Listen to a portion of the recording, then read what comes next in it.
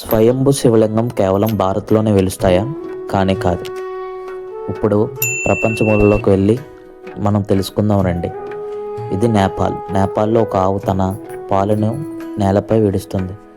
అక్కడున్న గ్రామ ప్రజలు అక్కడ తవ్వగా అక్కడ ఒక శివలింగం ప్రత్యక్షమైంది. ఇప్పుడు ఆ శివలింగం పశుపతినాథ్గా పూజలు అందుకుంటుంది.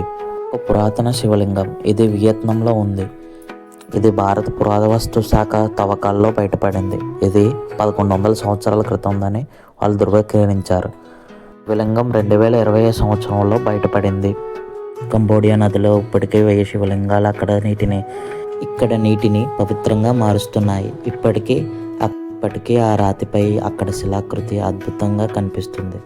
మన చరిత్ర మొత్తం అక్కడ శిలలపై చెక్కారు.